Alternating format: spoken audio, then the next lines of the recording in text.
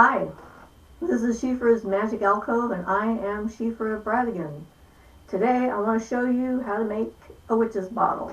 A witch's bottle is a pretty traditional method for protection, and not just witches use them. Lots of folk around the world use a similar process in order to keep their home and their loved ones safe and sound.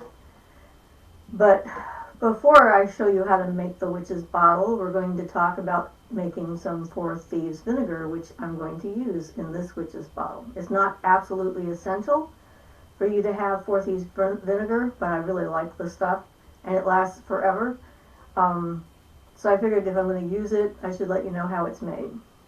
So first thing you need to buy is red wine or apple cider vinegar. I used red wine vinegar because a traditional witch's bottle uses wine as the liquid that you pour over it. And it seemed that would be the best option of both worlds. And you want to, you can buy it on sale, that's fine, but you don't want to skimp when you buy ingredients for things like this. So you don't want to try and convince a grocer to give it to you for less or anything like that. You should just pay the price that it's marked. If you can't afford it, wait until you can, or use regular wine, and that's good, fine. So after you get your vinegar, the ingredients, you peel and crush garlic cloves and add them to the vinegar. So the first thing you do is put about this much of the vinegar in there to leave room for adding the other stuff so it doesn't overflow. And then you can add a lot of garlic to this. It's edible if you like it, and depending on which formulation you use, it's more or less pleasant. For me, this isn't something I would drink because I don't like the hot stuff I put in it.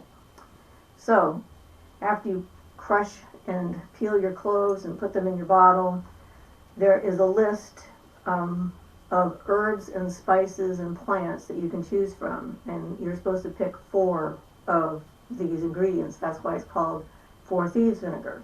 The idea is that each thief put 1 ingredient in it. And so the ingredients are black pepper, which is one I used, whole cayenne or other chili pepper, and I bought some chili peppers, fresh ones, and I used those as well. Coriander, which is something most people have in their spice cabinet. Lavender, mint, and those 2 would be for something a little more pleasant. Rosemary, which I added to it, rue, sage, which is the other ingredient I used, thyme, and wormwood. I added the rosemary and sage because I grow them myself, so they're in my garden and I know where they come from and they're nice and fresh. And their associations for protection and that kind of stuff is prominent.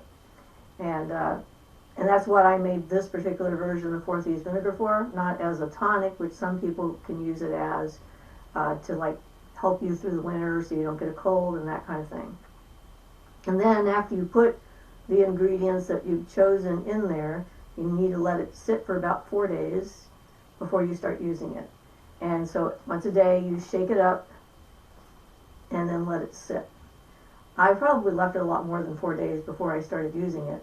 But the one thing that's really nice about this is if you have your bottle of vinegar or whatever kind of vinegar that you used in there, when you take it out and use it for something, you can just replenish the vinegar part because the properties of the herbs and spices that you put in there will just incorporate themselves into the new vinegar. So it's sort of an endless bottle of fun stuff.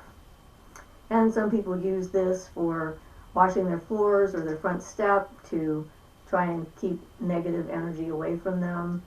It's a whole tradition in and of itself.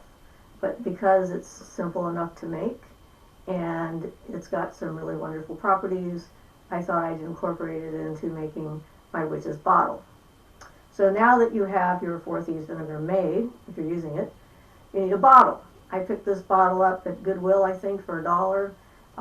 I liked the color, I liked the shape, it's not too big. And then I had to buy a cork separately.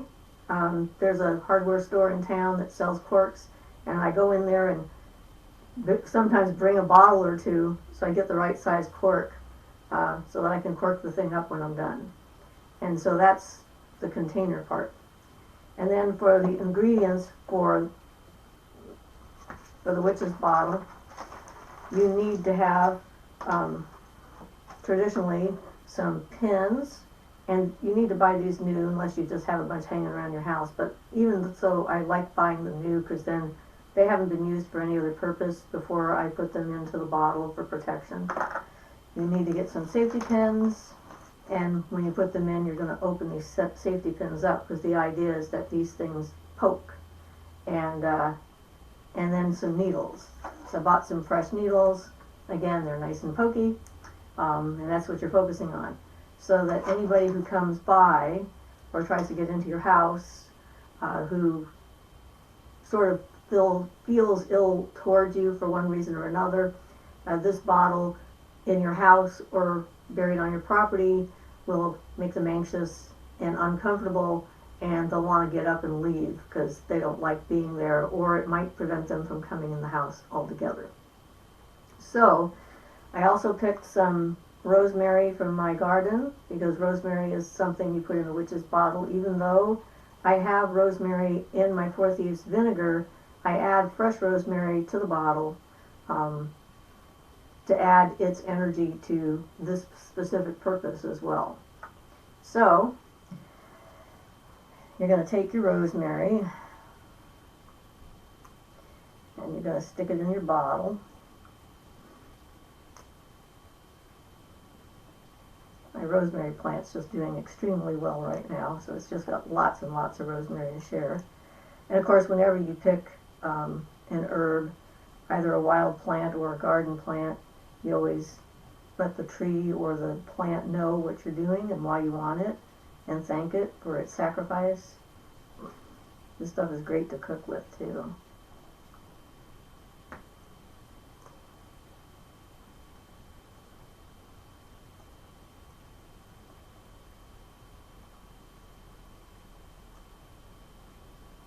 Attitude is everything when it comes to this kind of stuff, and focusing your energy when you're doing it. So every leaf of rosemary that goes in there knows why it's going in. I'm going to add some of the pins on top of that, and then add some more rosemary.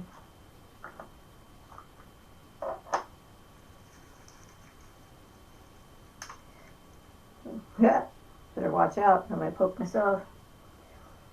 And as you're doing this, you start to do the chant. It's pins and needles, rosemary wine, in this witch's bottle of mine. Guard against harm and enmity. This is my will, so mote it be. Come back here. Escape. There we go. And I've made some of these and given them to friends and family.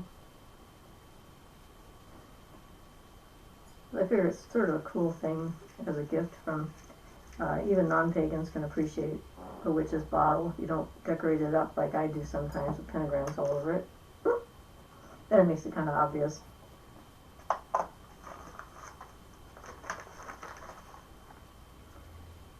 So pins and needles, rosemary wine, in this witch's bottle of mine. Those things are hard to get in when you open them. Guard against harm and enmity. This is my will, so mote it be.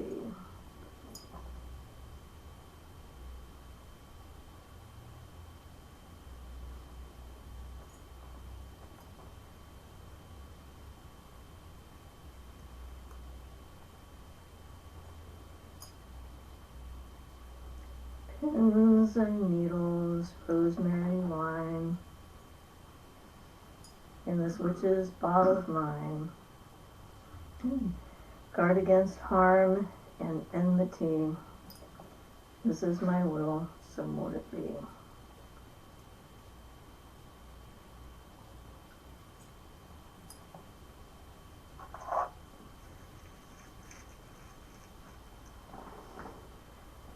And there's a couple of different places that you can put these.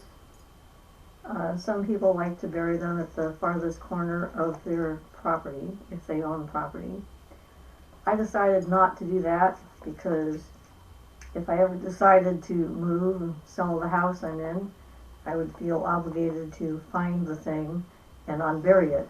And I'm pretty sure I'll forget where it was because I do that kind of thing.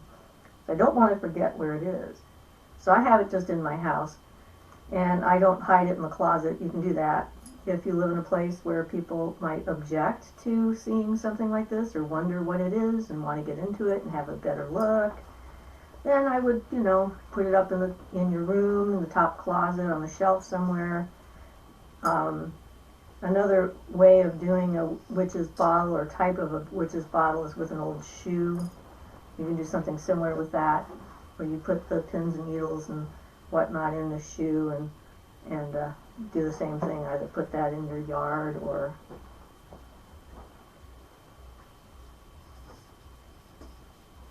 hide it in your closet. A lot of old shoes filled with broken glass and they usually use not the needles so much as nails and things like that in the shoes, because shoes are bigger, it takes more to fill them up, I guess. But they find them when they are renovating places or doing archaeological kinds of explorations and digs, etc.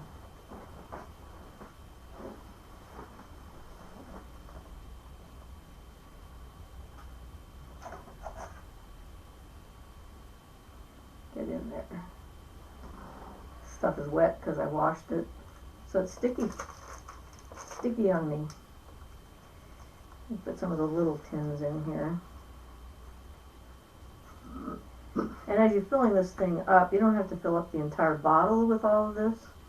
You can, of course, if you want to, but you don't have to fill it up completely to the top. But you want to get enough in there so that you've got plenty of things to poke at people that are not nice.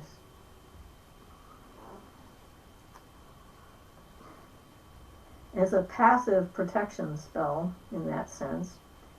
It works all on its own once you make it and you put it up. You never have to really do anything with it after that. You just kind of let it do its thing. And we had one of our group members at one point. She had just made her witch's bottle and she had it in her garage. And the house she was in was a weird house. It was her parents' place. And their door was inside the garage. So in order to open the door, you had to actually open up the garage when you heard somebody. And she was in there by herself, and it was pretty late at night. And someone was like knocking on the outside of the door. So she opened up the garage, and it was someone who really didn't look like they belonged. And the energy about them seemed a little bit off. And she said that they couldn't even get through into the garage at all. They kind of stayed out. It was like they were repelled by her bottle. And it was probably a good thing, because, there's dangerous people out there. Not everybody's nice. So you definitely want to be careful, but it was kind of interesting to hear about its effectiveness from someone else. I think that when we do this on a regular basis, learning how to protect ourselves psychically and is a rather important thing to do. From spirits and people that might mean us harm.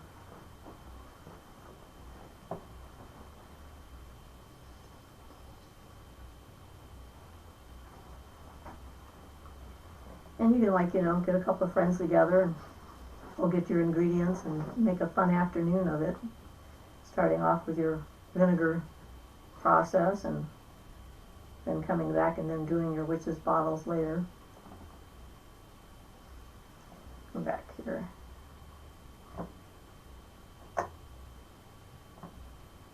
Don't know who this bottle is going to be for at the moment. I'll probably find somebody who needs it.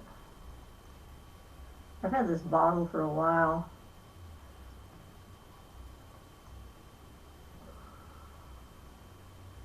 I go to Goodwill or the secondhand stores or hospice or what have you. I'm often on the lookout for neat little bottles that I can make witch's bottles out of.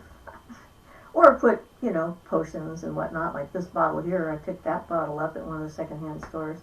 I just love that bottle. It's nice and dark and tall, and you know, when you're doing herbal kind of stuff, having not a clear through, you know, see-through glass is often a good idea, because then you don't have light coming in and messing up with it, with the ingredients that you've got.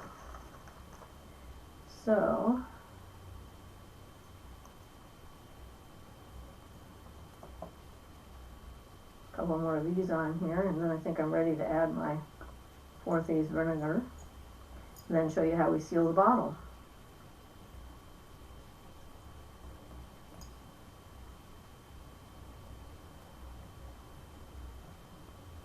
Another couple of these.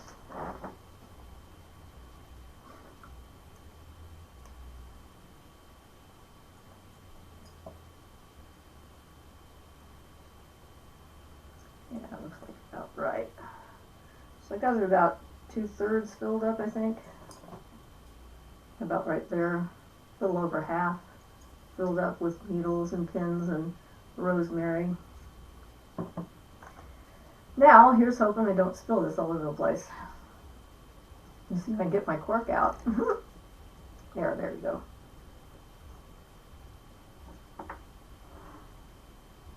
Oh yeah, that's still there. Alright, so I recommend having something to pour it in through, because, you know, bottles and smaller bottles are sometimes hard to hit. So, we'll just pour this in here.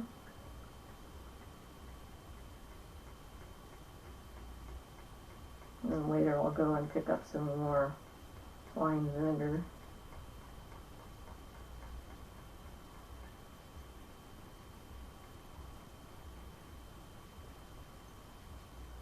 There we go. Perfect.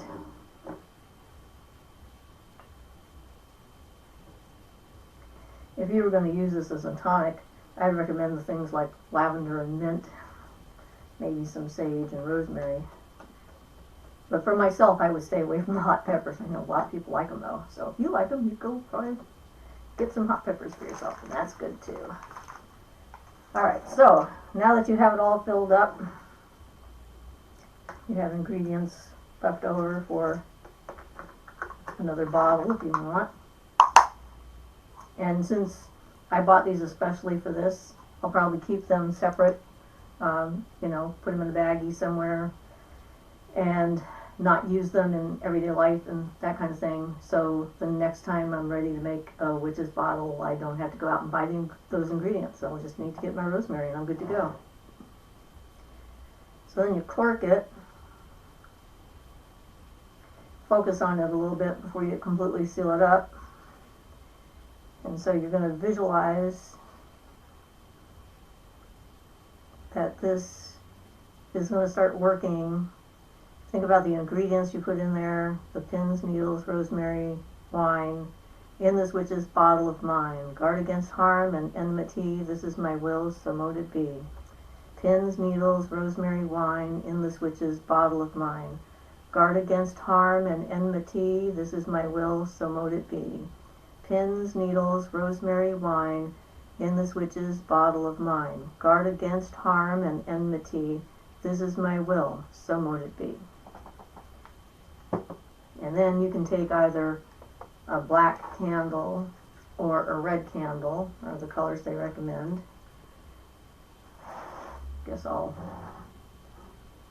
Yeah, I should probably put a paper towel under there so I don't get it all over my table. I have to get wax off. Thank you.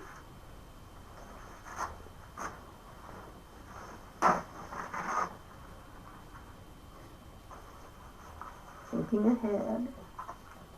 Okay, that way that'll catch the excess wax. And light your candle, providing your fire works, which it did. It worked, but I didn't. There we go. Alright. And then you drip the candle wax over it to seal it up.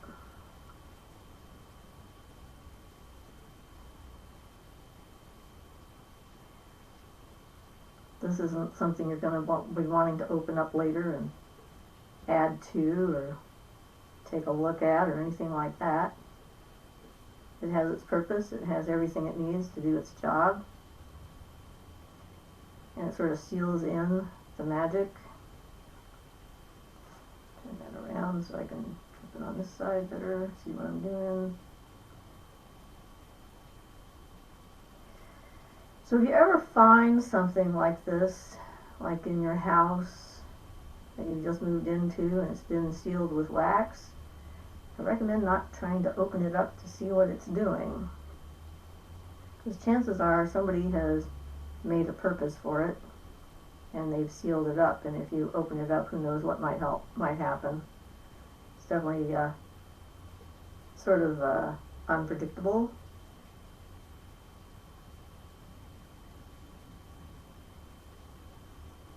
So I would put it back where you found it, for example, and leave it alone, or bury it off your property somewhere.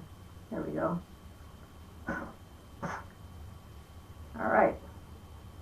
Let that cool off before I put it on paper. And I don't have a problem with blowing out a candle. I know some people don't like it. But I figure if you're going to use an element to extinguish a flame, you can use whichever element you want. And of course this way it makes more smoke, but hey. Now it's all dried up. It's all sealed up. And now if you want, you can decorate it, or you can just leave it the way it is, and no one will be the wiser, and you can just hide it somewhere in your house or bury it on your property, and you've got yourself some protection. So, this is Siofra Bradigan, and this is Siofra's Magic Alcove. I hope you enjoyed a little demonstration on how to make a witch's bottle, and we'll see you again soon. Blessed be.